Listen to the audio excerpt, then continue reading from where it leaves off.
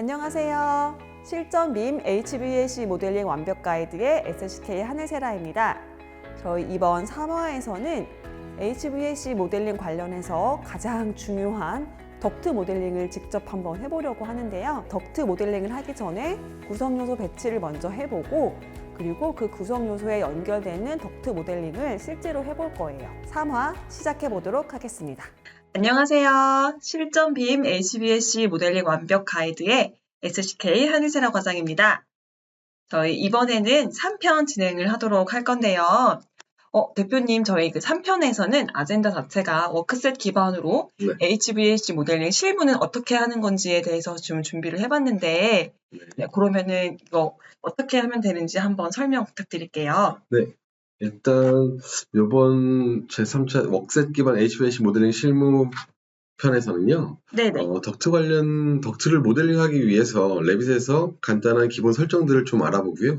두 번째로는 저희 공조기 장비라든지 디퓨저 관련되어서 장비를 배치할 때 고려해야 될 부분이나 확인해야 될 부분들, 그리고 디퓨저 패밀리의 종류에 따라서 어떤 식으로 활용을 하는 게 디퓨저를 배치할 때 또 효율성이 높을 수 있는지에 대해서도 좀 설명을 드릴 예정이고요. 네네. 마지막으로는 이렇게 장비랑 디퓨저를 배치한 이후에 웍셋 기반으로 HVAC 덕트를 모델링하는 방법에 대해서 설명을 드리도록 하겠습니다.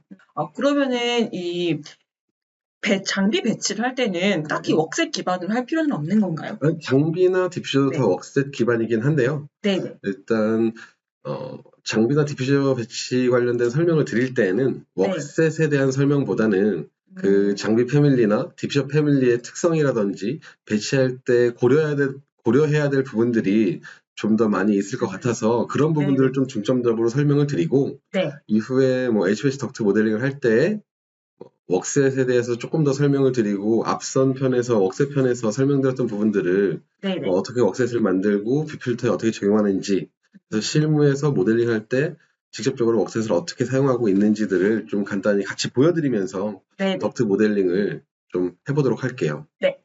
그러면 저희 첫 번째 덕트 관련 설정 알아보기. 이거는 이제 아무래도 저번 그 HVAC 강의에서도 설정하는 부분은 말씀을 해주셨잖아요. 네네네. 배관이요? 네, 그쵸. 파이핑 관련해서? 네네네, 맞습니다. 그랬는데 이제 덕트는 사실 파이핑보다는 제가 알기로는 그렇게 복잡하지 않았다라고 이제 알고 있는데. 맞습니다. 네네. 이게 어쨌든 파이프나 덕트나 둘 다 기본적으로 레빗에서 메카니컬 세팅 탭을 찾아가시면 덕트에 대한 기본 세팅이나 파이프에 대한 기본 세팅을 정하거나 설정할 수 있는데요. 네네. 아무래도 배관보다는 덕트 같은 경우에는 설정해야 될 요소들이나 항목들이 상대적으로 많이 적어요. 네네. 배관 같은 경우에는 배관의 재질, 비열, 외경이나 내경, 호칭경에 대한 부분들을 다 일일이 지정해놓고 사용해야 되는 부분들이 있는데 반해 아무래도 덕트 같은 경우에는 실제 시공에서도 기성 제품들보다는 현장에서 제작을 해서 사용하는 경우가 많다 보니까 사이즈 같은 부분들을 기성품으로 기성 사이즈로 미리 정해놓을 수 있는 것들이 아니거든요. 그렇죠. 그러다 보니 사이즈에 대한 부분들도 상당히 자유롭게 저희 사용자가 입력해서 사용할 수 있고 그렇다고 덕트를 저희가 9배 덕트를 그리는 것도 아니어서 슬로프에 대한 설정이 있는 것도 아니고, 그래서 기본적으로는 앵글이나, 그러니까 여기서 말하는 앵글은 저희 직선으로 가는 덕트와 덕트가 이제 서로 직교해서 각에 어긋나서 엘보를 써야 할 때 그 엘보의 허용 각도에 대해서 사전에 지정을 해놓을 수 있어요. 이런 부분들도 이따 다시 한번 레빗 프로그램을 실행해 놓고 다시 한번 설명을 드릴 테지만, 이런 엘보의 각도를 90도만 쓰게 할 것인지 45도, 30도, 90도처럼 뭔가 정해진 각도만 사용할 수 있게 설정할 것인지를 지정할 때는 앵글 탭을 누르고 확인을 하시면 될 것 같고요. 그 외에도 컨버세션이라고 해서 저는 사실 제가 실무에서 모델링을 할 때 덕트 시스템을 잘 맞춰서 잘 활용해서 모델링을 하거나 현업에서 사용하진 않고 있어요. 왜냐하면 이게 잘 아시는 분은 아실 수도 있고 모르실 수도 있는데, 이 시스템을 맞춰서 저희가 모델링을 하고 우리가 원하는 만큼의 퍼포먼스를 보여주는 게 실질적으로 좀 많이 쉽지 않은 부분인지라 주로 하이테크 현장에서는 이런 덕트 시스템이나 파이핑 시스템 같이 시스템 요소에 대해서는 좀 무시를 하고 단일 시스템으로 모델링을 하되 구분에 대한 정보들을 매개 변수를 주로 활용하거든요. 네네. 매개 변수를 활용해서 덕트 시스템 정보들을 넣어 놓는다던가 사용자가 임의로 뭐 그런 식으로 사용을 더 많이 하기 때문에 덕트 시스템을 많이 쓰진 않는데 컨버전 파트에서는 덕트 시스템별 뭐 메인이나 브런치 덕트의 타입이나 기본 레벨들을 사전에 지정할 수 있는 부분이라고 보시면 될 것 같고요. 네네. 그리고 뭐 렉탱귤러나 라운드 그리고 제가 내용에 입력해 놓지 않지만 오발 덕트 같은 이 덕트의 형태에 따른 기본 사이즈들을 지정해 주는 부분들이 있어요. 네네. 그래서 사각 덕트의 기본 사이즈들을 기본 단위 뭐 100 단위로 100, 200, 300, 400, 500을 사전에 입력할 수도 있고 라운드 덕트 같은 경우에도 저희가 막 끝이 뭐 10단위로 떨어지지 않는 뭐 541 덕트, 541 A짜리 덕트 막 이런 걸 쓰진 않거든요. 네. 500mm짜리 덕트, 600mm짜리 덕트 이런 식으로 100단위나 50단위로 끌어서 원형 덕트의 사이즈를 주로 활용을 하는데 그러한 자주 사용되는 사이즈들을 사전에 지정해 놓고 모델링할 때 쉽게 찾아서 쓸 수 있게 설정하는 부분이라고 보시면 될 것 같아요. 근데 대표님, 네. 이 렉탱귤러나 라운드도 그렇고, 네. 저희가 직접 이 모델링을 할 때, 네. 사실 이제 저희가 탭을 내려가지고 사이즈를 선택해가지고 하기도 하지만, 네. 그 내렸을 때 탭에 그 사이즈가 없다면, 그냥 이렇게 타이핑 해가지고 맞아요. 할 수도 있잖아요. 네, 맞아요. 그- 그래서 사실 왠지 이제 이러한 설정들이 있으니 네네. 뭔가 이런 프로그램을 좀 더 자세하게 알고 써보고 싶으신 분들이 있다면 사전에 알아두시는 게 나쁘지 않으니까 좀 설명을 드리고 싶었던 부분이고요. 네네. 이렇게 해서 일단 덕트 세팅 하위에 있는 내용들을 좀 말씀을 드렸고 네. 보니까 덕트 세팅 자체를 누르면 지금 화면에 보시는 것처럼 네. 뭐 각종 접두 전멸에 대한 설정이라던가 사이즈와 사이즈를 구분짓는 구분 기호라든지 뭐 이런 주석 기호와 연관된 각종 정보 입력에 대한 부분들을 사전에 설정할 수 있는 부분들도 있다라는 걸 좀 알아두시면 될 것 같아요. 근데 대표님, 저는 네. 사실 이 여기에 있는 그 접두어 전멸 이런 부분을 네. 변경해 본 적이 한 번도 없거든요. 아, 근데- 그럴 수도 있죠. 네. 근데 이거를 실제로 실무에서 쓰게 되면은 네. 이 부분을 다 그 도면에 맞게 그쵸. 변경해 주셔야 되나요? 예를 들어 저 네. 같은 경우에는 현장에서 BIM에서 직접 도면을 BIM에서 내리고 그럼 BIM에서 도면 관련된 터치업들, 주석 기호들을 다 단단 말이에요. 네네. 그럴 때 여기 예를 들어서 라운드 덕트 사이즈 서픽스라고 하면 원형 덕트의 사이즈의 뒤에 붙는 전미어인데 네. 이걸 사이즈 기호를 지금 파이를 써놨잖아요. 네, 맞아요. 네. 저 파이가 아니라 뭐 A라고 쓰는 경우도 있어요. 뭐 본래 덕트의 의미는 파이가 맞는데 네네. 저렇게 표기 방법이 달라진다라고 하면 저 부분을 수정을 해서 쉽게 덕트의 사이즈를 가져다가 저희가 이제 도면화 터치업을 할 때 덕트 사이즈를 입력한다거나 할 때 쉽게 조 값을 바꿔놓고 가져다 쓸 수도 있고 뭐 레듀셔라든지 이런 사이즈 두 개를 중간에 있는 경우에 곱하기로 구분을 할지 뭐 미들바나 언더바로 구분할지에 대해서도 정해야 될 부분들이 있을 수 있는데 덕트 커넥터 세퍼레이터 부분이 그런 부분들인데요. 레드셔 같은 경우에는 사각 덕트 같은 경우에는 한쪽의 폭과 높이 또 한쪽의 폭과 높이를 중간을 이제 연결 구분 뭐 기호 같은 걸 넣어서 사이즈 표기를 하는데 그때 미들바를 쓴다는 거예요. 근데 원형 덕트 같은 경우에는 또 곱하기를 쓸 수도 있거든요. 이게 또 그래서 프로젝트마다 뭐 발주처마다 작성하는 뭐 회사마다 그 기준에 맞게 이런 접두점이나 구분 기호의 값을 입력해 놓고 뭐 도면화까지 끌고 가신다라고 하시면 뭐 사용하는데 조금의 편리할 수 있는 부분들이 있지 않을까 그런 생각이 듭니다. 그러면 지금 여기는 저희 라우팅 지정하시는 부분인 것 같은데. 네, 맞아요. 저희 어차피 레빗의 가장 강점은 사전에 배관도 마찬가지고 덕트도 마찬가지고 뭐 트레이라든지 네. 이런 저희 MEP 관련된 요소들은 이 오토 라우팅 기능이 전 되게 강력하다라고 보고 있거든요. 맞아요. 뭐 저희가 그냥 기역자로 루팅을 잡았지만 자동으로 엘보가 생기고 그냥 쭉 가던 직덕트 부의 중간에서 덕트를 하나 뽑아내면 자동으로 T나 탭이 생길 수 있는 이런 오토 라우팅 기술이 엄청 좋다라고 생각을 하는데 모델링이나 디자인을 할 때에도 네네.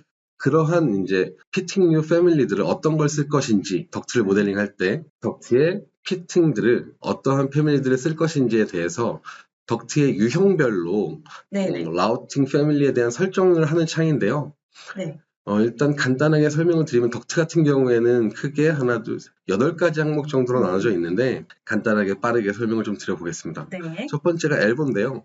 다들 알고 계시는 그 엘보를 자동 작성되게 할 때 어떠한 엘보 패밀리에 어떠한 유형의 엘보 패밀리를 사용할 것인지 네. 정하는 걸 거고요. 여기서 중요한 건 이제 프리퍼드 정크션 타입이라고 해서 결론은 분기 방식을 지정하는 건데 탭 부속이랑 T 부속에 대해서 그러니까 측면 분기 방식이랑 뭐 T 부속을 박아 넣는 방식에 대해서 사정에 그 타입을 정해놔야 돼요. 네. 그래서 여기서 탭을 지정했다면 그 아래에 있는 정크션 파트에서 탭에 맞는 패밀리를 지정해야 하고 네네. 분기 방식을 T를 지정했다라고 한다면 이 분기 방식인 T에 맞는 T 패밀리를 정크션에서 설정해야 된다는 부분들만 좀 기억을 반드시 해놓으시면 될 것 같고 네. 이외에 크로스 부속은 사실 저는 지금까지 설계하면서 한 번도 써본 적이 없는데 덕트 할 때 네. 그래서 일반적으로 지금 제가 있는 현장에서 10년째 크로스 부속을 쓰고 있지 않습니다. 근데 뭐 필요하다라고 하시면 네. 크로스 패밀리를 만들어서 지정을 하면 되긴 하겠죠. 네. 그리고 이제 트랜지션이 이제 레드셔에 대한 부분인데요. 네네. 그냥 일반 트랜지션은 양쪽이 형태가 동일한 원형이면 원형, 사각이면 사각, 동일한 형태의 사이즈만 변경되는 레드셔를 지정하는 거고요. 네. 멀티 쉐이프 트랜지션이라고 하는 게 이제 2형 레드셔라고 해놨는데 한쪽은 원형이나 오발이고 뭐 한쪽은 사각이나 원형인 양쪽의 형태가 다른 레드셔를 써야 할 때에는 이 멀티 쉐이프 트랜지션에 네. 패밀리를 지정해 놓으신다라고 하면 추후에 뭐 사각 덕트에서 원형을 바로 그릴 때에도 여기에서 선택해 놓은 그 패밀리로 자동으로 작도가 된다라는 부분을 알고 계시면 될 것 같아요. 이외에 유니온 부분은 사실 덕트는 유니온 개념이 있을 필요가 없거든요. 제가 생각할 때에는. 네. 근데 이 레빗의 특성상 이 유니온 부분에 패밀리가 지정되어져 있어야 우리가 덕트를 그냥 모델링할 때 스플릿 기능이 있는데 저 같은 경우에 네. 그 스플릿을 되게 많이 써요. 네네. 근데 이 유니온 부분에 스플릿 패밀리가 지정이 되어 있지 않으면 객체를 스플릿할 수 없습니다. 아, 그래서 그렇구나. 얘는 실제로 모델링이 되지 않아도 되는 부분이지만 네. 객체를 쉽게 스플릿하고 싶다라고 한다면 이 유니온 패밀리에 형태가 없는 그냥 선 하나, 면 하나라도 넣어서 덕트와 덕트가 스플릿될 수 있도록 기능을 쓸 수 있도록 지정을 해놓는 편이 좋고요. 네네. 마지막은 캡인데요.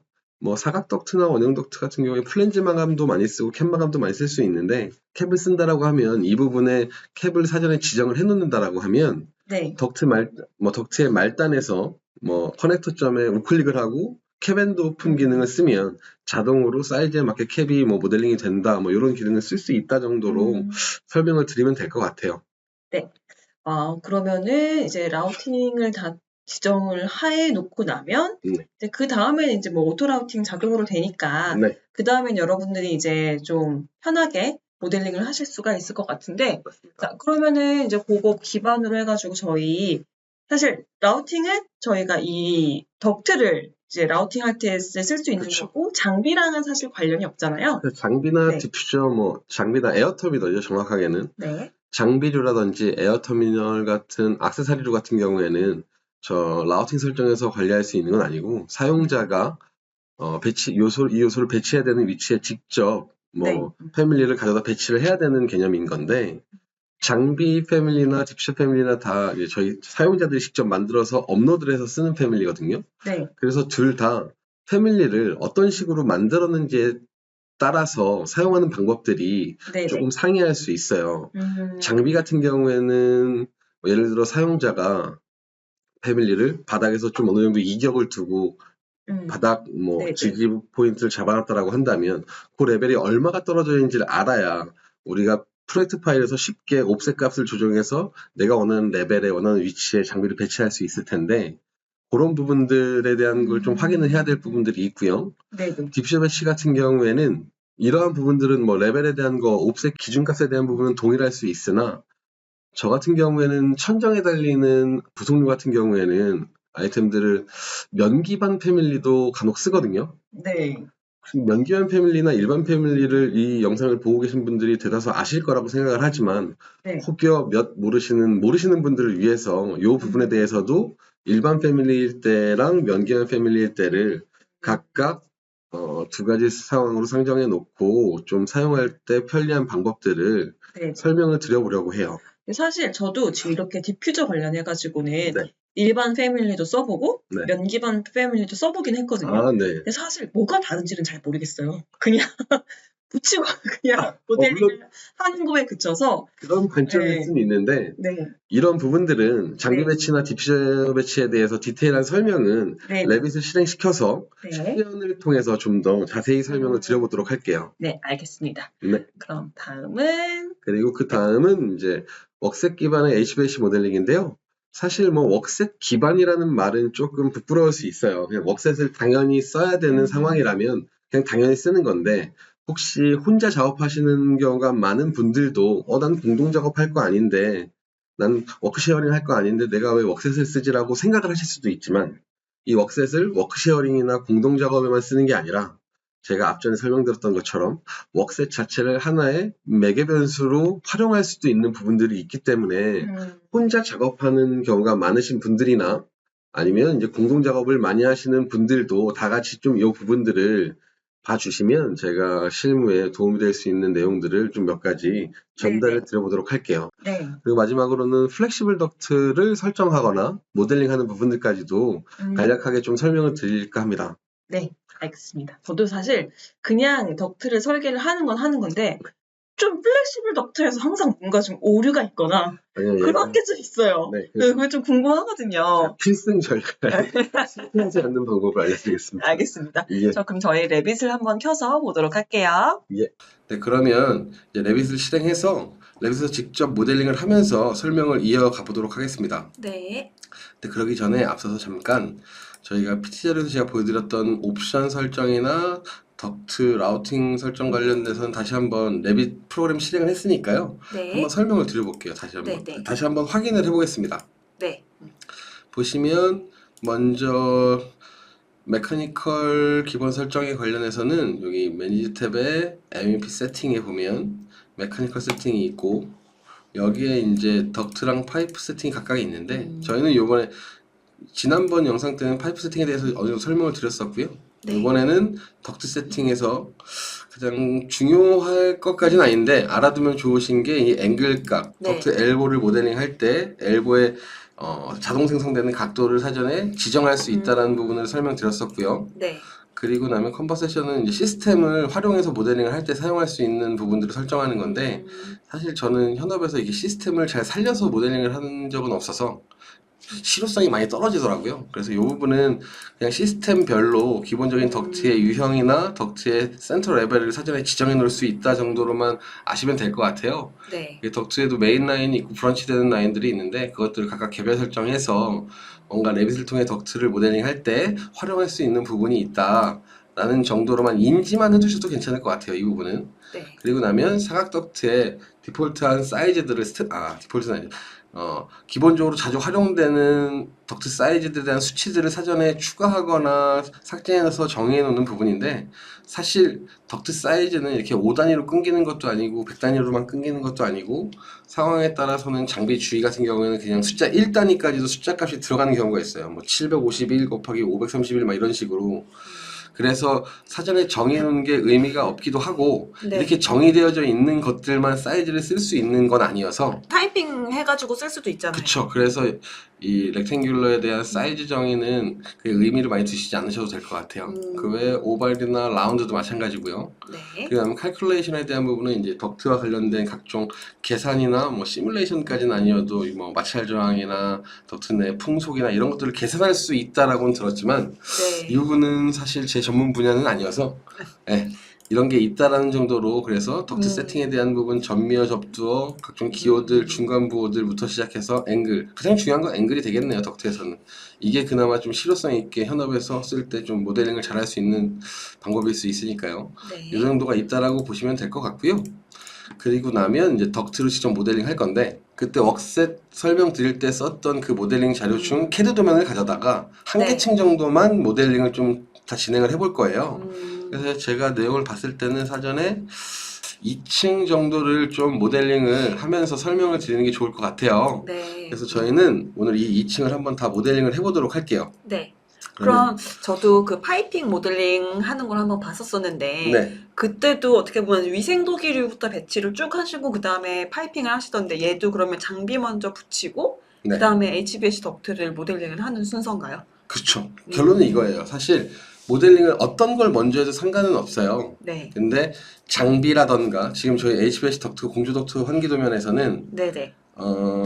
덕트도 중요하지만 저희가 놓치지 말아야 될 포인트는 이 공조 장비의 덕트 접점들 있잖아요. 뭐 네네. RA 접점, 뭐 EA 접점, OA 접점, SA 접점 뭐 이런 각각 성상별 접점들 위치를 여기 장비에서 확인을 해야 하고 그 접점에서부터 연결해서 이제 저희가 덕트 모델링을 해야 되잖아요. 네. 그래서 장비를 모델링을 하고 여기서부터 시작을 해 나가던 아니면 다른 구간을 모델링을 해놓고 장비를 마무리하던 두 가지 방법이 있을 수 있어요. 네. 근데 일반적으로는 장비 배치라든지 네. 이 에어터미널, 디퓨저 관련된 것들을 사전에 먼저 배치를 해놓고 네네. 덕트를 연결하면서 모델링을 마무리하는 게 결론은 그거죠. 커넥터를 뭐 좀 장비에 달려있는 덕트 커넥터나 디퓨저에 달려있는 커넥터들을 적극적으로 활용하면서 모델링을 하는 게 제 기준에서는 조금 더 수월하더라고요. 물론 상황에 따라서 디퓨저를 전체 구간을 다 디퓨저를 먼저 그려놓고 모델링을 할 생각은 아니에요. 딱 평면을 봤을 때 지금 보이는 네. 위쪽의 세 개의 평면은 덕트의 배열이나 디퓨저의 수량이나 간격들이 거의 동일하단 말이에요. 이런 건 사실 저희가 뭐 캐드가 됐든 레빗이 됐든 현업에서 일을 하시는 분들은 여기를 다 새로 매번 세 번을 다 모델링 하지 않잖아요. 그쵸. 한 번 해서 잘 복사를 해서 배치를 하면 되는 부분이라 네. 그래서 서로 다른 배치에 대한 부분들만 해놓고 요 부분 같은 거 하나 해서 두 개 배치하고 여기 따로 하고 나머지 구간들은 또 복사할 게 많지 않지나 하지만 그렇게 좀 판단을 하면서 모델링을 네네. 진행해 볼 거예요. 그러면 일단 저희가 장비류를 일단 배치를 먼저 해봐야 되겠죠. 네. 그래서 보이시는 도면에서는 이 좌상단에 공조실이 작게 하나 있어요. 사실 공조 기계만 한 대 잘 들어가고 외벽이랑 접해 있어서 EA 로버랑 OA 로버가 이제 덕트 공조기의 EA, OA 접점에 덕트로 수월하게 연결될 수 있는 구간에 이제 공조기가 위치가 될 텐데 공조실이 네. 저희 공조실 같은 경우에는 공조 장비가 내부에 있는 공기를 뭐 데피거나 식혀서 공급하는 수준이 아니라 외기를 섞어서 신선한 공기를 건물 내에 유입해 준다라는 부분도 있어서 항상 공조실이 이렇게 외벽에 접해 있는 경우도 있고 네. 건물 가운데 있다면 뭐 이제 수직 덕트 DA 그러니까 덕트 샤프트 같은 걸 통해서 뭐 옥상 쪽에 외기를 도입할 수 있는 방법을 만들거나 지하에 있다면 지하로 유입될 수 있는 새로운 공기가 유입될 수 있는 곳에 최대한 인접해서 공조실을 자주 잡긴 하는데요. 일단 그런 부분을 고려해서 지금 이 도면에서는 이 좌상단 부분에 건물 모서리에 공조실이 있어요. 그래서 일단 장비 배치를 먼저 하고 공조실 구간을 모델링을 끝내는 이후에 메인 헤더 라인에 대한 덕트를 먼저 그려놓고 각 실별로 디퓨저를 배치하면서 가지 네. 덕트들을 그리는 모습을 좀 보여드리면서 저희가 설명드릴 수 있는 부분들을 설명드려 보겠습니다. 네. 네, 그러면 일단 사전에 제가 준비해 놓은 이 템플릿 파일에는 뭐 공조기가 여러 개가 있는데 10번 공조기가 아마 요 2층에 대한 걸 거예요. AH10번이죠. 네. 그래서 10번 사전에 만들어 놓은 패밀리고요. 앞선 시간에서 저희 패밀리 간단하게 만들었던 그 공조기랑도 형상이 상당히 비슷하죠. 네, 그러네요. 네네.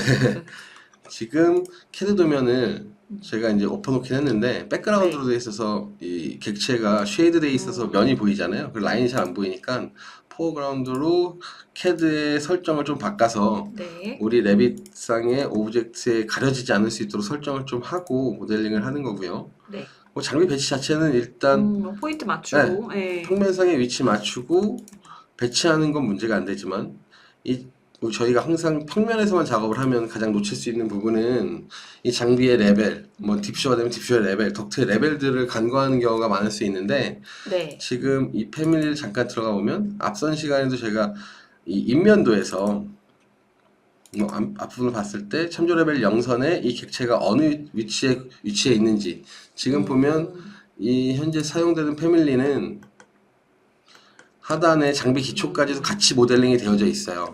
그렇다면 장비의 아랫부분이 아니라 네. 장비 기초까지 하나의 패밀리에 같이 들어가 있으니까 장비 기초의 아랫면을 그냥 0레벨로 놓고 배치를 해도 크게 어려움을 겪지 않을 것 같은 거죠. 그렇게 만들어져 있는 패밀리니까 다시 프로젝트로 갔을 때 이렇게 배치를 했을 때 이 객실을 클릭했을 때 보이는 이제 옵셋 값이 0이라고 한다면 2층에 0레벨 선에 장비 기초의 아랫부분이 맞닿아져 있을 건데 수치상으로는 저희가 다 이해를 했어도 항상 눈으로 확인하는 습관을 기르는 것도 되게 중요해서 일단 단면을 하나 그어서 확인을 한번 해볼게요.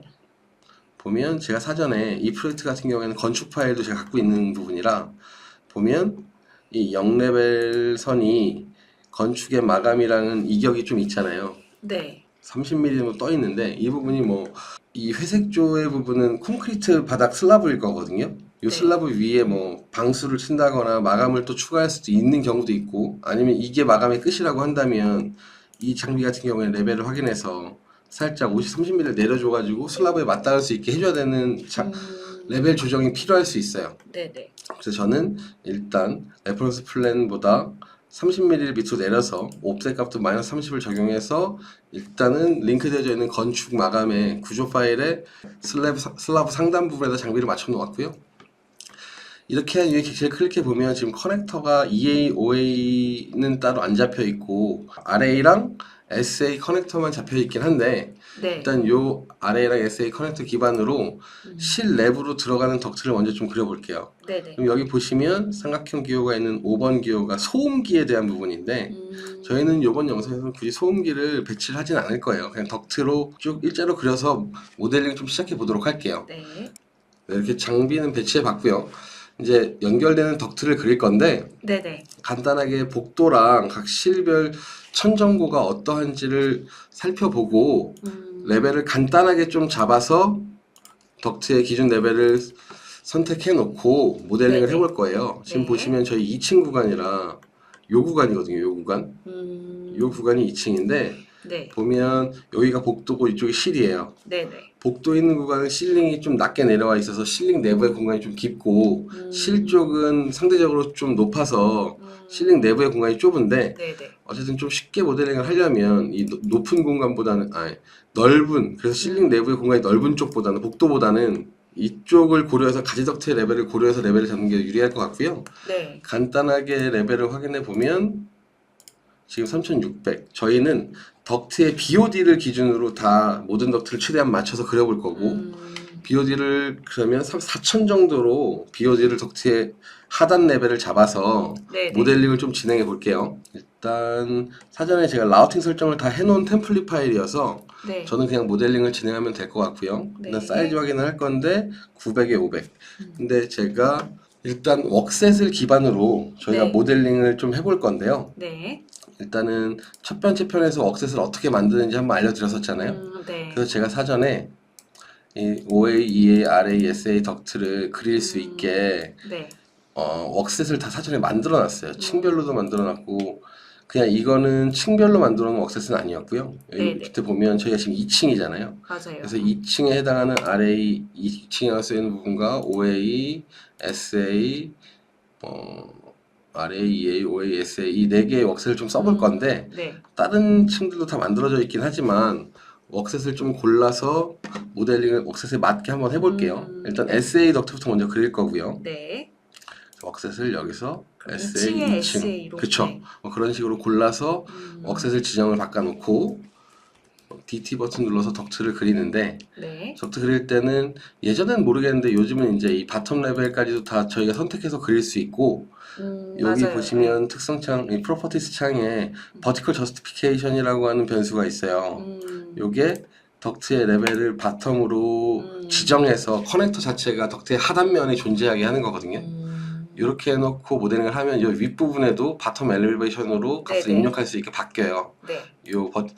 그 버티컬 저스티피케이션을 바꿈에 따라 이 구간이 바뀌거든요. 그러네요. 그래서 네. 일단 바텀으로 바꿔놓고 네. 웍셋도 지정을 했고 DT 버튼을 눌러서 네. 덕트 사이즈 확인하고 바텀 엘리베이션 확인해서 네네. 이 터닝 베인 엘보 한쪽부터 모델링을 시작할 거고요. 네. 쭉 라인을 따라가면서 객실을 생성한 이후에 보면 여기 이제 900에 500으로 사이즈가 바뀌죠. 네네.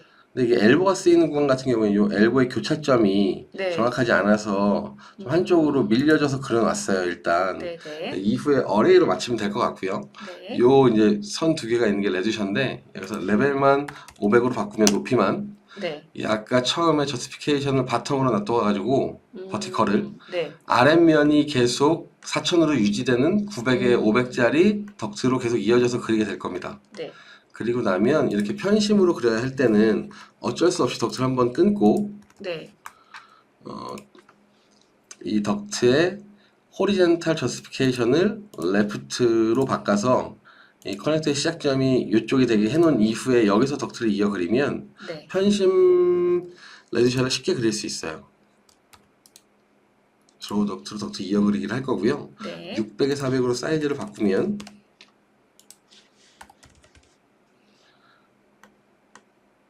가볼게요. 여기서는 또 업다운 포인트가 있네요. 이렇게 한번 그려보면 이렇게 보이시는 것처럼 자동으로 이렇게 레드셔가 쓰여진 거, 편심 레드셔가 쓰여진 거 보실 수 있고, 저희는 간단하게 레드셔의 길이만 확인해서 997 레드셔의 길이값만 바꿔주면 네. 위치는 맞춰야겠죠. 네. 이렇게 편심 레드셔를 그릴 수 있고요. 잠깐 저희가 단면도로 확인을 하나도 하진 않았는데 잠깐 요 새로 생긴 걸 확인만 한번 해볼게요. 네. 보시면 이렇게 하단은 일치되고 자동으로 위쪽만 편심인 레드셔가 자동으로 생기고 덕트의 레벨은 계속 4000으로 유지되고 있는 걸 확인할 수 있어요. 네네. 그래서 초기에 필요에 따라 뭐 버티컬이나 호리젠탈 관련된 저스피케이션을 커넥터의 생성 위치를 정해놓고 네네. 모델링을 하는 게 생각보다 되게 괜찮을 수 있다라고 말씀을 드리고요. 사실 이걸 평면에서 편심을 쓸 때 매번 이렇게 그러면 점을 바꿔가면서 모델링 해야 되는 불편함이 있을 수 있잖아요. 그렇죠. 그럴 땐 사실 뭐 패밀리를 어떻게 만드느냐에 따라 달라지긴 하는데 그냥 여기서부터 600에 400을 위치에 맞게 그려도 돼요. 그거까지만 한 번 더 보여드릴게요. 네. 600에 400이고 그냥 레프트가 아니라 센터로. 네, 센터로 호리젠탈은 센터로 놓고 이렇게 그렸잖아요. 네. 그러면 객체를 클릭해서 이 커넥터를 클릭을 하고 끌어서 요 연결이 돼야 되는 덕트까지 끌어내면 자동으로 또 이렇게 편심이 생기기도 해요. 그래서 편하신 방식을 골라서 네. 레드셔 편심, 평면상에서의 편심이나 단면상에서의 편심 레드셔를 쉽게 그리면서 모델링을 하시면 될 것 같고요. 네. 저는 계속 모델링을 해보겠습니다. 네. 이렇게 해놓고 나면 여기서 업다운일 거예요, 분명히. 그래서 지금 겹치는 구간이어가지고 네. 이렇게 위로 그쵸. 돌아가야 되나 봐요. 높이가 300 정도 되는 덕트니까 일단은 저희는 레벨을 4000에서 300 올라갔으니 4500 정도로 잠깐 들었다가 바텀 네. 레벨을 이렇게 요 구간에서 다시 떨어져야 되잖아요. 그럼 네. 다시 4000으로 내려서 마저 더 이어가 볼게요. 근데 내려왔는데 또 떠야 되네요. 도면이 좀 복잡하게 돼 있긴 하네요. 네. 600에 300. 아, 여기가 레드셔구나. 잠시만요. 여기서 4000으로 레벨을 바꿔주고 요만큼 온 이후에는 600에 300으로 또 바뀌거든요. 네네. 높이가. 좀 쉽게 변수만 바꿔서 레드셔를 써주고 여기서 다시 떠야 할 것 같은데 4500으로 띄울게요. 이렇게 하면 일단 공조실에서 나오는 SA 덕트 한 라인은 쉽게 그려봤고요. 네. 제가 설명을 좀 많이 붙여서 모델링을 해서 그렇지 사실 이렇게 오래 걸릴 건 아니거든요.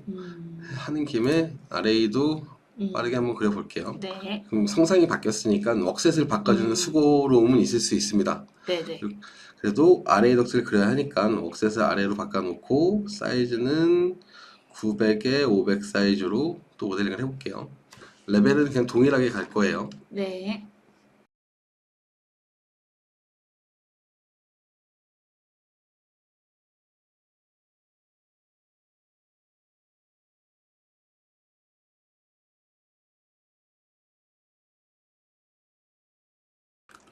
네, 여기를 보면 여기는 지금 400짜리 덕트가 이제 또 업다운을 해야 하는데 네. 덕트 사이즈가 작아서 아마 90도 엘보 2개를 써서 수직으로 덕트를 세워서 넘어갈 수는 없는 구간 같고요. 이런 경우에는 아까 그냥 레벨감만 바꿔서 수월하게 긋는 방식보다 번거롭긴 하지만 요 사선 구간은 요 업다운 구간은 사선으로 그릴 때는 어쩔 수 없이 단면을 그어서 네. 내 원하는 레벨까지 이 덕트를 하나 복사를 해주고요. 네네. 전 4500 레벨까지만 쓰기로 했으니까 바텀을 이렇게 해놓고 이 덕트를 하나 또 복사해서 로테이트를 하겠습니다. 45도 정도.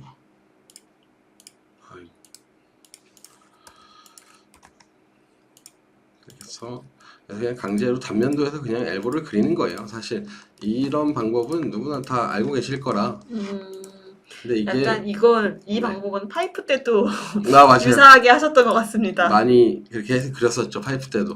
사실 이게 제가 단면을 긋지 않고도 레벨이 변함에 따라 자동으로 사선으로 모델링이 되기도 합니다. 근데 네. 제가 원하는 각도로 모델링이 되질 않아요. 이렇게 하면 지금 30도나 몇 도일까요? 이거 각도를 보면 30도 정도로 자동으로 그려지는데 30도면 유체 흐르기엔 참 좋은 각도이긴 한데 이 레벨이 변경되는 구간이 되게 길어지다 보니까 공간 효용이 별로 좋지 않아서 좀 짧게 끊으려면 45도로 그려야 되는데 네네. 그러려면 불편해도 단면도를 한번 끊어서 단면에서 모델링을 해줄 필요가 있고요. 그래서 뭐 이렇게 단면도에서 45도 구간을 만들어 놓고 사실 지금 보이시는 2D 캐드 도면 같은 경우에도 네네. 앞서 제가 장비 모델링 샘플로 예시로 모델링을 할 때도 한번 설명드린 부분이긴 한데 네네. 도면의 완성도가 바로 직접 시공을 할 만큼 뛰어난 경우가 되게 드물어요. 아무래도 그렇죠. 네, 그러다 보니 네. 이런 기호의 위치가 우리가 실제 모델링을 하면서 나오는 위치랑 차이가 있을 수 있거든요. 지금도 보면 엘보의 시작점은 많은데 끝점이 다를 수 있고 이렇게. 그래서 이런 것들은 좀 감안을 해야 될 것 같아요. 네. 또 계속 이제 RA 덕트를 모델링을 해볼게요.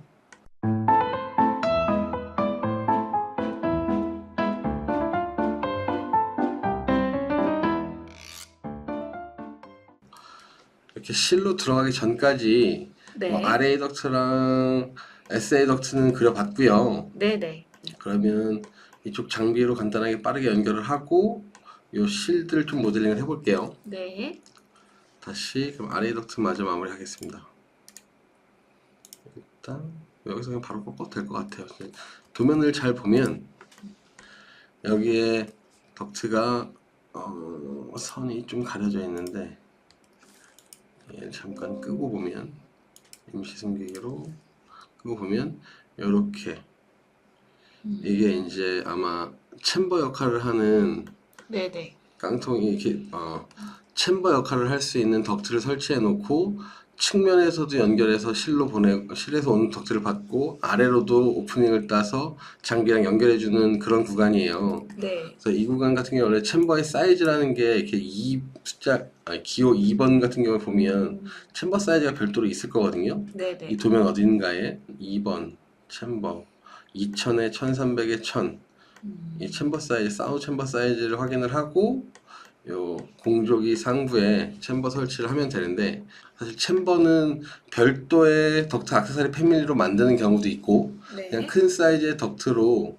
모델링을 해도 괜찮은 거라 1300에 1000짜리 덕트를 그려서 근데 아마 높이가 지금 저희 덕트 높이랑 다를 거예요. 그래서 레벨을 지금 신경 쓰지 않고 이 사이즈만 맞춰서 그린 이후에 단면도를 보고 레벨을 정하도록 하겠습니다. 보면 이 구간이 챔버가 설치돼야 되는 구간이고 임시선 이기를 제하고 보면 단면도 좀 그려볼게요. 이렇게 놓고 보지 말고 이쪽 단면을 여기서 여기 단면을 긋고 이 덕트도 덕트 드로우 덕트를 써서 계속 이어서 그리기를 해가지고 이 앞까지 일단 끊어놓은 이후에 장비의 레벨과 이 실의 높이 그래서 챔버가 어느 위치에 설치되면 적정한지를 한번 볼 건데 네네.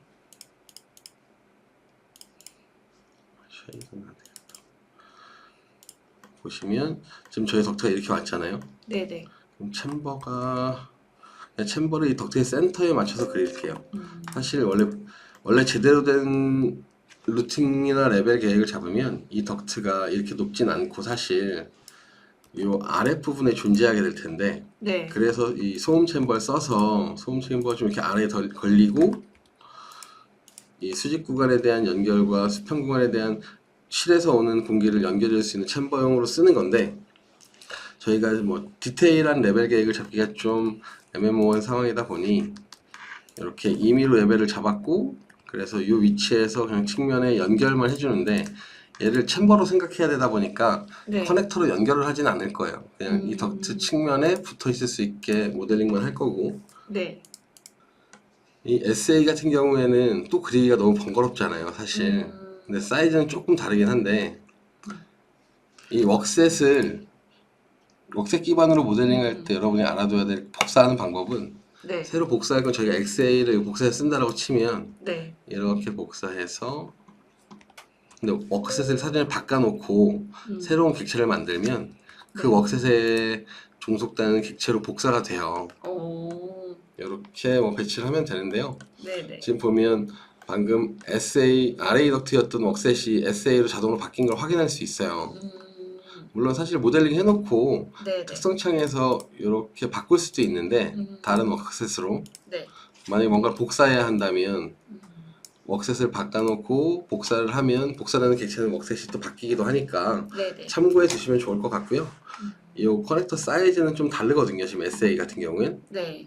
요것만 확인해서 사이즈만 마저 맞추겠습니다. 750에 550 정도. 이렇게 장비 상부에 설치되는 RA 챔버랑 SA 소음 챔버를 만들어 봤고요. 네. 이제 덕트를 나머지 구간들을 다 모델링 해볼 건데 여기 보이시는 이 모양은 엘보 형태 같긴 한데 각졌잖아요. 네네. 여기 같은 경우에 아마 공간이 협소해서 터닝베인을 쓴 형태인데 저희가 지금 모델링하고 있는 일반적인 형태는 이렇게 호가 그려져 있는 원형 형태의 엘보를 주로 쓰는데 이렇게 네. 공간이 부족하면 각진 형태로 가운데 내부에다 날개를 잔뜩 달아서 바람이 원활하게 흐를 수 있게 날개가 돌아가면서 억지로 이제 강제로 밀어줄 수 있는 뭐 그런 터닝베인이라는 부품을 써요. 네네. 이런 경우에는 저희 패밀리들 중에 보면 스탠다드 패밀리들 중에 여기 렉탱귤러 스퀘어 밴드라고 하는 여기에 이제 그 터닝베인용으로 쓰려고 넣어놓은 네네. 거고요. 이걸 에디트 타입을 눌러서 패밀리 자체를 스퀘어 밴드로 선택을 하고 OK를 눌러주면 이렇게 이제 기존에 자동으로 모델링이 됐었던 엘보가 터닝베인 형태로 바뀌는 걸 확인하실 수 있으실 거예요. 네네. 그러면 이제 주 메인 동선의 복도 구간을 간단하게 모델링을 두 가지 해놨었잖아요. 네. 이제 중요한 건 이제 실 내부에 모델링을 하는 건데 지금 보면 디퓨저들이 잔뜩 배치가 되어져 있고 네. SA 덕트에 연결된 디퓨저나 RA 덕트에 연결된 디퓨저들이 있을 거란 말이에요. 네네. 그럼 저희는 일단 아까 실링 레벨을 한번 확인했었는데 이 실링 레벨에 이제 디퓨저가 설치가 되는 거예요. 그래서 3600 정도의 레벨에 원형 디퓨저를 설치하면 될 것 같아요. 네.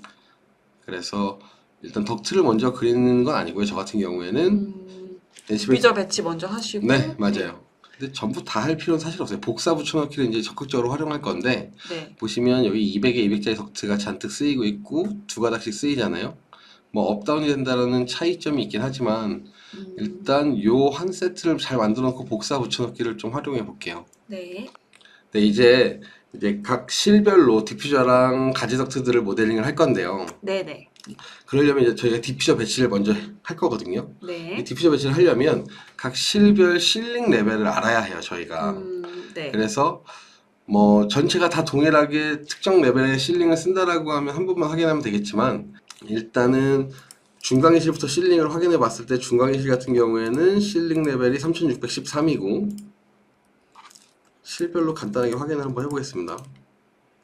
또 여기 창고 문서실 같은 경우에 3600 근데 복도는 아까 3000 정도였고요. 네. 그리고 요 아랫부분에 사무실 쪽도 한번 확인을 해볼게요.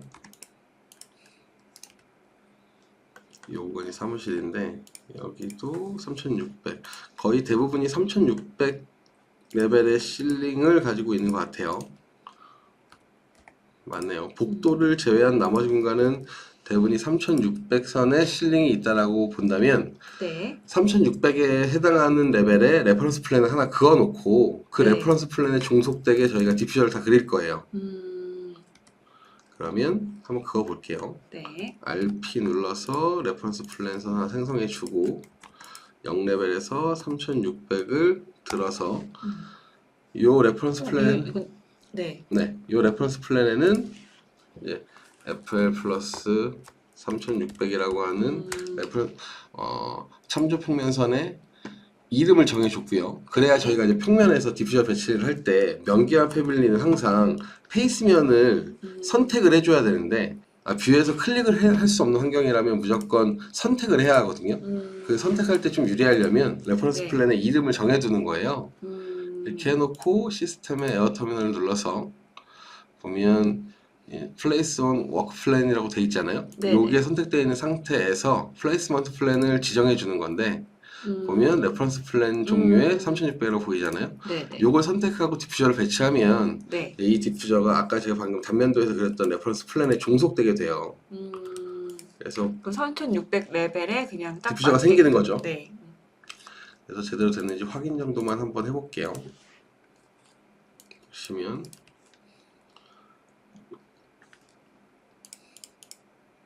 네, 이렇게 지금 레퍼런스 플랜에 보면 디퓨저가 생긴 건 보였는데 네. 3600 선에요. 네.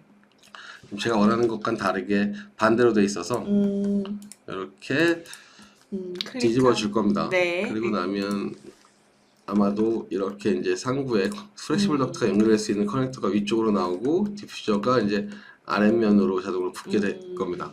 네. 이렇게 된 상태에서 요 덕트 한 세트를 요 가지 덕트를 하나를 먼저 그린 이후에 최대한 복사를 좀 써볼게요. 네. 일단 200에 200짜리 덕트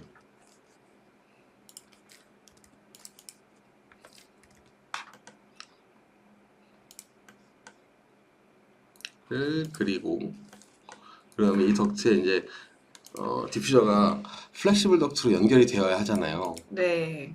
이 플렉시블 덕트가 참 힘들게 하던데 사람을. 과장님도 상당히 힘들어하실 수 있고 저도 상당히 힘들어하거나 되게 하기 싫은 부분이 플렉시블 덕트인데 잘 안 돼요. 사실 설정만 똑바로 되어져 있고 네.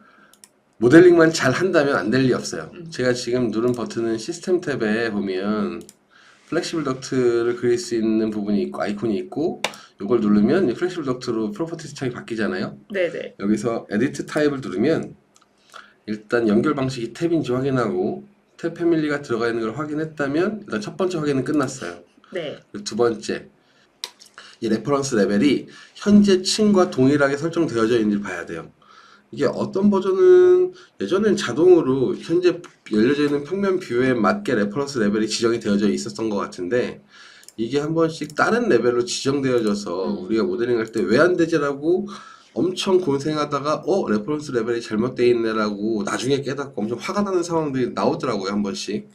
그래서 말씀을 드리는 건데 요 방금 연결 방식 탭 그리고 레퍼런스 레벨 현재 층인 거 확인한 이후에는 이제 ESC 다시 누르고 이 디퓨저를 선택해서 디퓨저의 커넥터 위치에 마우스 커서를 가져다 올려놓은 이후에 마우스 우측 클릭을 하면 덕트를 이어그리를 할 수도 있지만 플렉시블 덕트를 이어그리를 할 수 있는 기능이 있어요. 요 드로우 플렉시블 덕트를 누르면 이제 방금 저 커넥터에 있는 커넥터 포인터에서 시작을 하고 커넥터와 동일한 사이즈의 덕트가 플렉시블 덕트가 자동으로 그려질 수 있게 스탠바이가 되거든요. 네. 이렇게 된 상황에서 우리 이 가지 덕트의 센터 레벨이 4100이에요. 네. 그러면 요 미들 레벨 값을 저희 연결돼야 될 맞춰주고. 가지 덕트의 센터 레벨에 맞춰주고 난 이후에 사실 한번 클릭을 해볼게요. 네. 그러면 이렇게 저의 의도와는 다르게 네, 맞아요. 이래서 힘들어요. 막 이런 부분들이 있어요. 그래서 네. 오늘 또 저도 한 가지를 배웠는데 이 말단이 가깝다면 임의로 말단을 좀 벌려놓고 네. 커넥터에서 다시 한번 마우스 클릭 플렉스 덕트 드로우하고 레벨은 가지 덕트의 센터 레벨로 해서 측면을 연결하면 이번에는 아까처럼 이 덕트의 말단 캡이 막혀 있는데도 여기에 레드셔가 생길 정도로 강력하네요. 깜짝 놀랐습니다. 어쨌든 다시 이렇게 해서 맞춰 놓는 식으로 해서 네. 연결 덕트를 그리고 나면 3D 뷰에서 봤을 때 이렇게 덕트의 가지 덕트의 측면에 플렉시블 덕트가 이쁘게 잘 모델링 되는 걸 확인하실 수 있으실 거예요. 네. 이렇게 한 세트를 만들어 놨다면 요 가지 덕트까지 한 세트를 들고 다니면서 복사를 하는 방식이 제일 수월하지 않을까. 그게 제일 좋을 것 작업을 할 같아요. 때 뭐 네. 미러나 이런 걸 적극적으로 써서 보면 이쪽도 200에 200이잖아요. 맞아요. 그러면 미러를 써서 배치를 다시 하고 위치 맞추고 뭐 이런 식으로 근데 이쪽 이 가지 덕트용 메인 덕트도 그려줘야 되지만 실로 들어오는 메인 덕트도 그려볼게요. 네. 이렇게 하고 나면 이런 브런치 같은 경우에는 양쪽으로 잘리는 경우도 있지만 거의 기류의 흐름에 따라 방향을 맞춰줘야 되는데 네, 사실 네. 이게 제가 이제 이 레빗에도 시스템이라는 게 있고 레빗 자체에도 이 시스템의 흐름이라는 게 있긴 있어요. 근데 네. 그걸 맞추는 방법을 몰라서 저는 모델링을 해놓고 강제로 이렇게 미러를 한다거나 돌려서 맞춥니다. 이렇게 해서 방향 맞추시면 되고 눈에 댐퍼가 잠깐 보이니까 댐퍼도 하나 그려 놓을게요. DA 눌러서 파이어 댐퍼 말고 볼륨 댐퍼가 어디 덕트 댐퍼 원형 말고 볼륨 댐퍼 또 하나 넣어볼게요. 이런 식으로 그렇게 들어갔죠. 네. 전 3D 뷰에서 봐야지만 마음이 놓이더라고요. 이렇게 댐퍼 들어가고 프렌치 쌓여져 있고 막 제대로 들어간 거 확인했고요. 네. 그러면 요 가지 덕트용 메인, 이 실별 메인 덕트도 그렸고 가지 덕트는 그냥 쉽게 네. 전 멀티 트림, 멀티 익스텐드 기능을 많이 쓰는데요. 이걸 선택해놓고 이쪽, 그럼 꼭 제 맘과 다르게 날개가 반대쪽으로 가는 녀석들이 나와요. 이렇게 맞춰놓고 나면 이제 또 얘를 통째로 이만큼을 카피해서 복사하면 되죠. 이제 어려울 거 없습니다. 근데 이 창이 뜨는 이유는 이 레드셔로 위쪽 덕트와 아래쪽 덕트가 분리가 됐잖아요. 네. 그래서 뭔가 창이 뜨는 걸 거예요. 브런치가 다 날라갔죠. 브런치는 복사 안 하면 된다. 프런치만 다시 만들어주면 되니까. 네. 아무것도 아니죠. 이런 식으로 브런치 빼고 이제 디퓨저 위치가 조금 다르잖아요. 네, 이런 건 맞아요. 나중에 한 번에 맞출 거예요. 네. 이렇게 해놓고 한 줄 더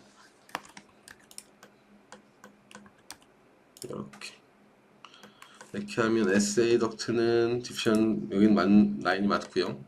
여기는 디퓨저가 좀 안 맞는데 뭐 플렉시블 덕트가 자동으로 연결되어 있으니까 디퓨저의 위치만 이렇게 당겨 맞춰도 괜찮을 것 같아요. 3D 보면 크게 문제 없고요. 네. 네, 이렇게 해놓고 멀티 트림 익스텐드 기능 써서 연결 얘는 왜 생기는 방향이 일관성이 있지 않을까요? 그러게요. 뭔가 이유가 있을 것도 같은데 네, 개발자의 마음을 저희가 다 읽을 수가 없어서. 제가 말씀드리고 싶었던 게 이렇게 돌려서 쓰면 될 것 같고요. 네. 댐퍼 같은 경우에는 DA 눌러서 위치에 맞게 들어가게 클릭 해주고 위치 맞춰주면 될 것 같고요. 근데 아마 네. 이게 여기까지 가면 브런치랑 댐퍼 사이에 이격거리가 없어서 꼭 도면과 동일한 위치에 놓지는 않아도 돼요. 사실 댐퍼라는 것 자체가 요 가지 덕트로 가는 라인을 닫고 열고 할 수 있는 역할만 하면 되는 거라 여기에 있어도 되고 여기에 있어도 되거든요. 실무상 접근을 했을 때 시공상으로는. 그래서 근처에 배치를 일관성 있게 해주는 정도로 보시면 될 것 같고 네. 이렇게 한 세트를 다 그렸는데 도면을 잘 보면 여기 업다운 표시가 있긴 해요. 이런 경우에는 네. 여기만 슬라이스로 좀 절단을 해서 이 덕트를 높여야겠죠. 그렇죠. 높여야 하는데 업다운 하는데 얘를 업한다고 치면 한 500 정도만 들 거예요. 네.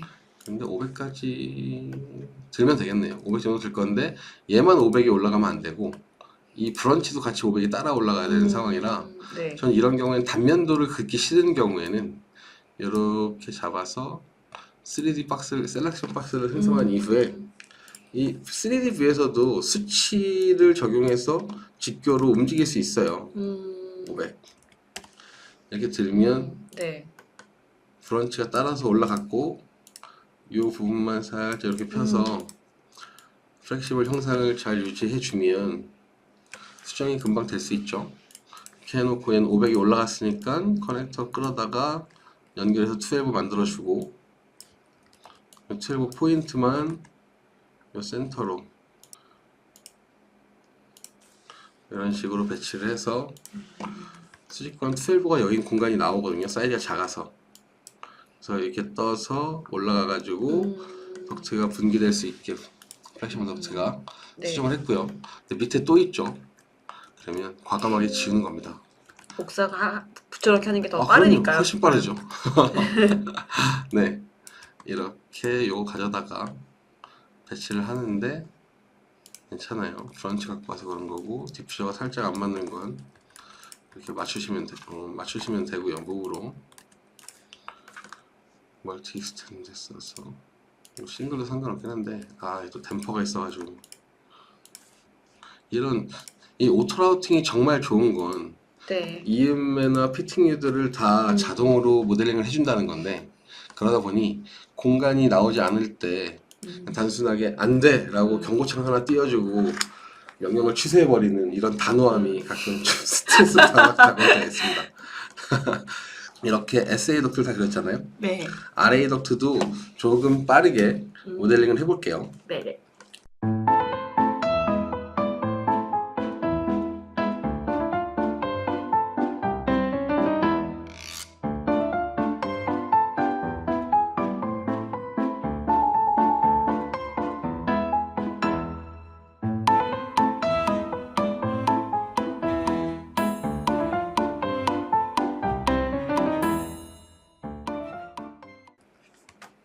이런 식으로 금방 실화를 모델링을 했죠. 네네. 시스템적으로도 탭을 눌러서 확인을 했을 때 다 연결 잘 되어져 있고 또 잘 연결되어져 있고 근데 3D뷰에 색감이 없으니까 SA인지 RA인지 좀 보기가 불편하니까요.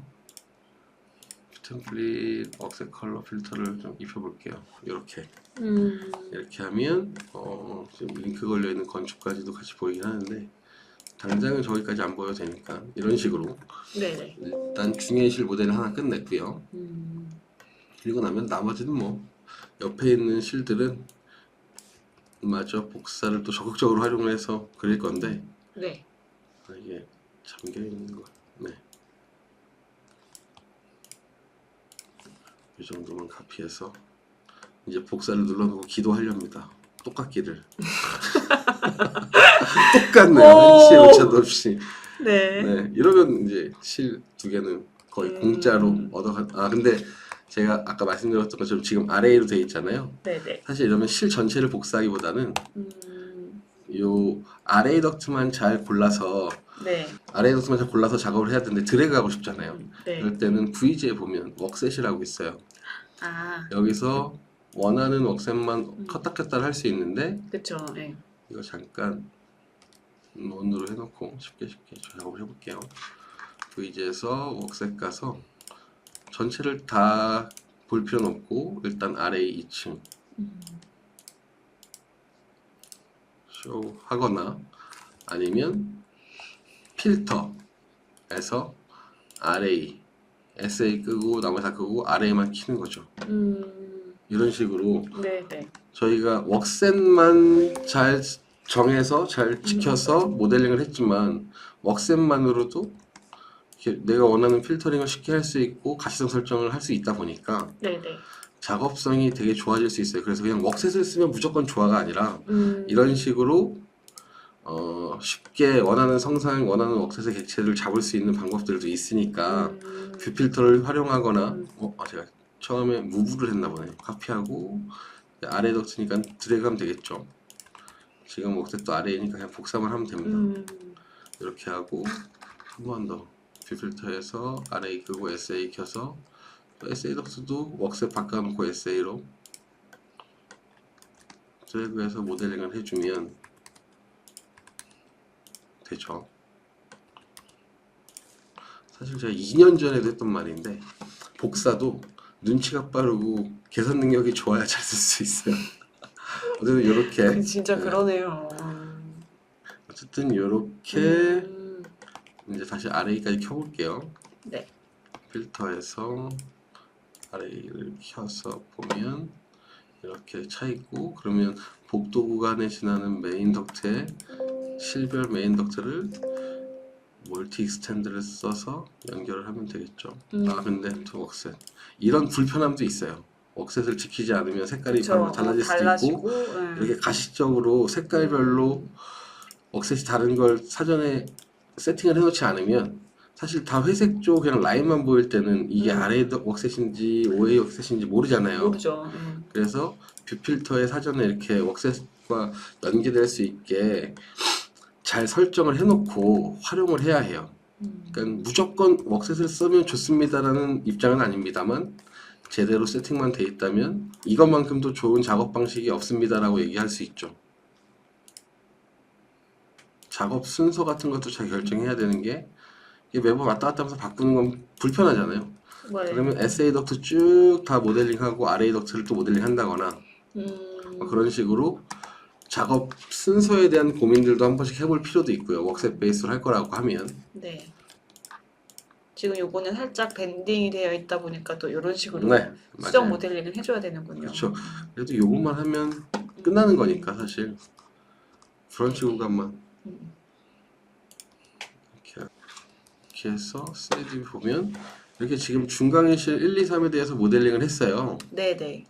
이런 식으로 사실 이제 나머지 구간들은 다 동일한 작업 방식을 취하면 크게 모델링 하는데 어려움은 없을 거고 오히려 네네. 모델링 할 때 기술적인 요소가 어려운 게 아니라 아마 각 실별 레벨링을 어떻게 해야 덕트의 업다운, 덕트가 크로스나는 부분들을 해소할 수 있을지에 대해서 더 고민이 많아지실 텐데 그러한 네. 부분은 이 레빗을 통해 모델링을 함으로써 윗 공간과 아래 공간이 얼만큼 남아있고 또 우리 덕트, HVAC 덕트가 아닌 타공정과의 대화들을 통해서 원래 현장에서도 실제 시공을 하기 전에 각 공정들이 어떤 레벨을 주레벨로 쓰고 그 주레벨 외에 이제 업다운을 해야 되는 경우에는 빈 공간을 찾아서 그 구간에서 레벨 변경을 했다가 다시 돌아오는 경우들이 많아요. 네네. 이러한 부분들은 BIM을 통해서 공간 확인을 같이 병행하면서 모델링을 하다 보면 좀 익숙해지고 해답을 찾을 수 있는 경우들이 많이 있으니까 네네.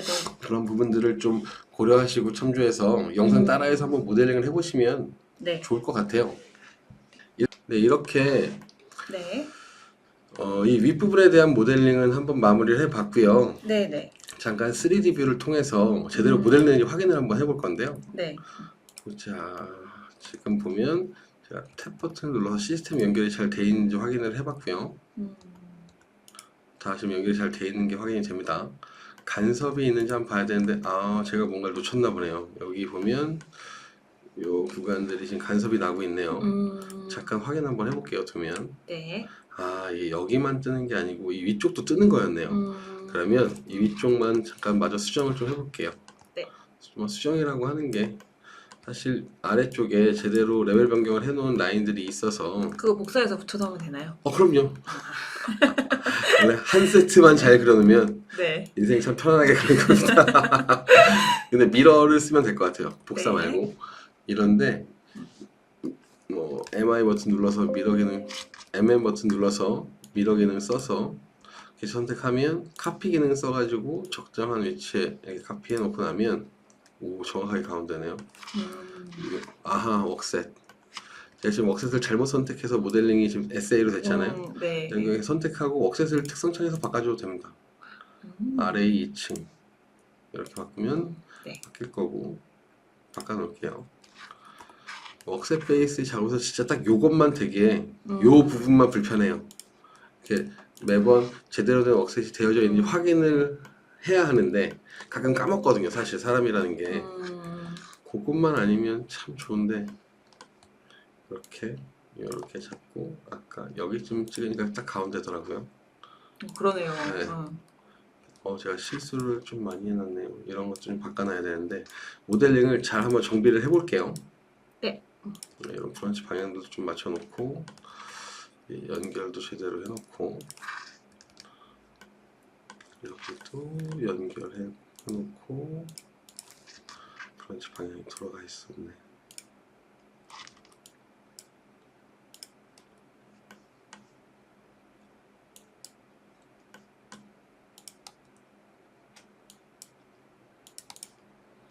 이젠 간섭이 안 날 것 같습니다, 과장님. 보시면 네. 여기서 떠서 간섭 다 해결할 수 있게 업다운을 다 표현해 놨고요. 네. 일단 요만큼은 그려놨고요. 나머지 구간은 또 동일한 방식으로 저희 모델링을 하면 될 것 같아요. 네네. 네, 이게 이제 나머지 잔여 구간들도 다 모델링을 한 거고요. 네네.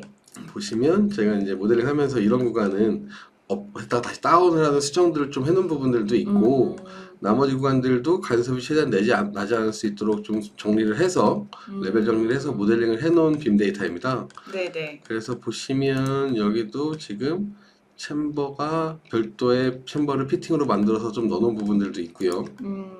이런 부분들도 모델링을 좀 더 보완해서 만들어 놓은 건데 네네. 그냥 중요한 건 어쨌든 제가 보기엔 덕트 모델링에서 가장 중요한 건 레벨링과 플렉시블 덕트인 것 같아요.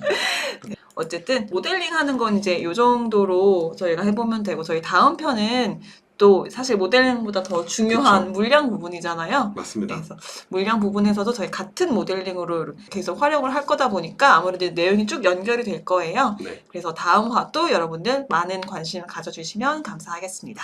저희 3화는 여기까지 준비가 되어 있고요. 이제 여러분들 이 HVAC 모델링 덕트 부분 쭉 따라해 보시면서 분명 잘 안 되시는 부분들 많으실 거예요. 그런 경우에는 여러분들이 댓글 달아주시면 저희가 어떤 부분이 안 되는지 함께 고민해 보도록 하겠습니다. 그럼 저희는 다음 화에 뵙도록 할게요. 감사합니다.